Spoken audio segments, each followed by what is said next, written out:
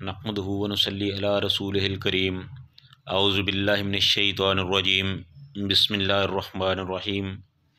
یا ایہا الذین آمنوا لا تقدموا بین یدی اللہ ورسولہ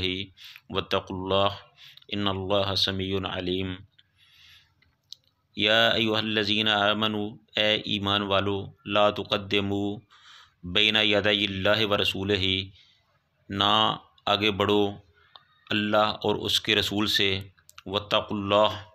اور اللہ تعالیٰ سے ڈر جاؤ، ان اللہ سمیع علیم، بے شک اللہ تعالیٰ خوب سننے والے اور خوب جاننے والے ہیں۔ صدق اللہ العظیم۔ ہر قسم کی حمد و ثنا اللہ تعالیٰ کی ذات کے لیے جو سارے جہانوں کا مالک مختار ہے، اور درود و سلام رسول اللہ صلی اللہ علیہ وسلم کے پر جو ساری کائنات کے امام ہیں، پیغمبر ہیں، رسول ہیں۔ اللہ تعالیٰ ان پر اپنی لاکھوں کروڑوں رحمت نازل فرمائے، آمین۔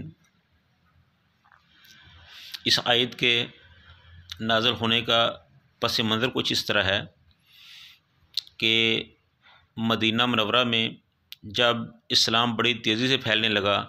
تو دور دور سے وفود رسول اللہ صلی اللہ علیہ وسلم کے پاس آنے لگے، جو آ کے ان سے دین سیکھتے، تربیت حاصل کرتے اور پھر واپس اپنے علاقوں میں جا کر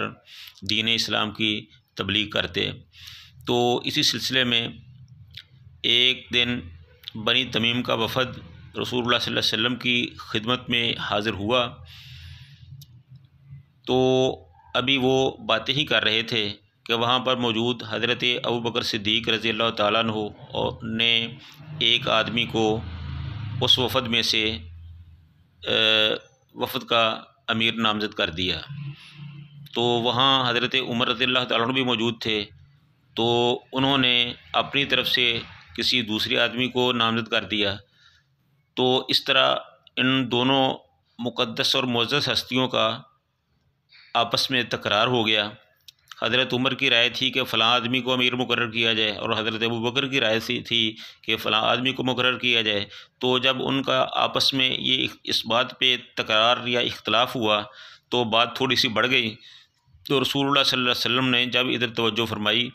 تو اس طرح یہ آیت اللہ تعالیٰ نے نازل فرما دی کہ یا ایھا الذین آمنوا لا تقدموا بین یدی اللہ ورسولہ، کہ اے ایمان والو، اللہ تعالیٰ اور اس کے رسول کے قدموں سے آگے نہ بڑھو، کیونکہ ابھی تو رسول اللہ صلی اللہ علیہ وسلم نے ان کے بارے میں کوئی حکم ہی نہیں فرمایا تھا، کوئی فیصلہ نہیں کیا تھا، اور انہوں نے خود ہی اپنی طرف سے ایسا کر لیا، حالانکہ اس میں کوئی گناہ والی بات نہیں تھی، لیکن پھر بھی کیونکہ ان کا تکرار ہونے کی وجہ سے نوبت اس بات پر آئی، تو اللہ تعالیٰ نے آئندہ کے لیے، قیامت تک کے لیے مسلمانوں کو اس بات پر تنبیہ کر دی، یہ اصول بنا دیا، قانون بنا دیا کہ کوئی بھی کام رسول اللہ صلی اللہ علیہ وسلم سے پہلے نہیں کرنا، رسول اللہ صلی اللہ علیہ وسلم کی کسی بھی معاملے میں حکم کی خلاف ورزی نہیں کرنی، رسول اللہ صلی اللہ علیہ وسلم سے آگے بڑھ کر کوئی کام بھی نہیں کرنا۔ جو بھی مسلمان ہے، جو اللہ کو اپنا رب اور رسول اللہ صلی اللہ علیہ وسلم کو اپنا ہادی اور رہبر مانتا ہے، اس کے لیے ضروری ہے کہ وہ اپنے آپ کو رسول اللہ صلی اللہ علیہ وسلم کی اطاعت کے ساتھ مشروط کر لے، وہ سمجھ لے کہ اس کا فائدہ، اس کی بخشش، اس کی نجات، اس کی ہدایت اسی میں ہے کہ وہ رسول اللہ صلی اللہ علیہ وسلم کی ہر معاملے میں پیروی کرے، وہ اطیع اللہ و اطیع الرسول کا پابند ہو جائے۔ تو ہمارے لیے اس آیت کی روح سے یہ ایک بہت بڑا جو اصول اللہ تعالیٰ نے بنا دیا ہے وہ یہی ہے کہ کسی مسلمان کو یہ حق نہیں ہے کہ وہ کوئی ایسا کام کرے جو رسول اللہ صلی اللہ علیہ وسلم نے نہیں کیا، یا کوئی ایسا کام نہ کرے جس کا رسول اللہ صلی اللہ علیہ وسلم نے حکم نہیں دیا۔ دوسری اس کی صورت یہ بنتی ہے کہ کوئی آدمی کسی سے کوئی مسئلہ پوچھتا ہے تو اس کو مسئلہ بتانے کا طریقہ یہ ہے کہ ایک تو اللہ تعالیٰ کے قرآن پاک کو کھولا جائے، قرآن پاک کی کوئی آیت، رسول اللہ صلی اللہ علیہ وسلم کی کوئی حدیث وہ سامنے رکھی جائے، پھر اس کو یہ بتایا جائے کہ قرآن پاک کی اس آیت اور رسول اللہ صلی اللہ علیہ وسلم کی اس حدیث کے مطابق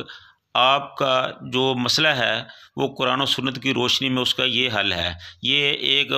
فتویٰ دینے کا، کسی کو مسئلہ سمجھانے کا یہ طریقہ ہے۔ اگر کوئی آدمی آپ سے مسئلہ پوچھے اور آپ کہیں کہ میرے خیال میں یہ مسئلہ ایسا ہونا چاہیے، یا میرے مولوی صاحب ہیں وہ مسئلہ ایسا کہتے ہیں، یا میرے پیر صاحب کا اس معاملے یہ موقف ہے، یا میرے مفتی یا میرے امام صاحب کا اس معاملے میں یہ موقف ہے، تو میرے بھائیو یہ بہت غلط بات ہے۔ جب بھی آپ نے کوئی فتویٰ دینا ہے، کسی کو مسئلہ بتانا ہے، تو وہ قرآن و سنت کی روشنی میں قرآن و سنت کو آگے رکھ کے پھر ہی آپ نے فیصلہ کرنا ہے۔ اگر آپ ایسا کریں گے تو قرآن و سنت کے عین مطابق ہوگا۔ اگر آپ ایسا نہیں کریں گے تو پھر یہ جو قرآن پاک کی آیت ہے پھر اس کے یہ خلاف چلا جائے گا۔ تو اللہ تعالیٰ نے تمام مسلمانوں کو اس چیز کا مکلف بنا دیا ہے کہ دیکھنا، یا ایھا الذین آمنوا، اے ایمان والو، لا تقدموا بین یدی اللہ و رسولہ، کہ تم نے اللہ اور اس کے رسول سے آگے نہیں بڑھنا، یعنی ان کے حکموں سے آگے نہیں بڑھنا، یا دوسرے لفظوں میں قرآن و سنت سے روگردانی نہیں کرنی، قرآن و سنت کی مخالفت نہیں کرنی، قرآن و سنت سے بالا تر ہو کر کوئی بات نہیں کرنی، یا کوئی ایسی بات نہیں کرنی جس کا قرآن و سنت میں کوئی جواز نہ ہو، یا کوئی ایسی بات نہیں کرنی جس سے قرآن و سنت کی کسی نصیحتی پر حرف آتا ہو۔ تو اپنے آپ کو پابند بنائیں کہ آپ نے رسول اللہ صلی اللہ علیہ وسلم کی، صرف رسول اللہ صلی اللہ علیہ وسلم کی اور اطاعت ہی کرنی ہے۔ دین کے معاملے میں اپنی رائے، اپنے قول و قیاس، اپنے اجتہاد کو نہیں چلانا۔ اگر آپ ایسا کریں گے تو پھر اللہ تعالیٰ نے ساتھ ہی کہہ دیا ہے کہ واتقوا اللہ، اللہ تعالیٰ سے ڈر جاؤ، اللہ تعالیٰ کی پکڑ بہت شدید ہے۔ اگر تم رسول اللہ صلی اللہ علیہ وسلم کی کسی معاملے میں حکم عدولی کرو گے، ان سے آگے بڑھ کر چلنے کی کوشش کرو گے، قرآن و سنت کو سے آگے بڑھنے کی کوشش کرو گے، تو پھر اللہ تعالیٰ کی سخت بڑی پکڑ ہے، وہ اس بات پر تمہاری پکڑ کرے گا۔ اللہ کی پکڑ بھی بڑی سخت ہے اور اللہ تعالیٰ کے عذاب بھی بہت سخت ہیں۔ تو اللہ تعالیٰ سے ڈرو، کہیں ایسا نہ ہو کہ تم بے خبری میں ایسا کام کر بیٹھو جس سے تمہارے ایمان کو خطرہ ہو۔ ان اللہ سمیع علیم، بے شک اللہ تعالیٰ خوب سننے والے اور خوب جاننے والے ہیں۔ تو میرے بھائیوں،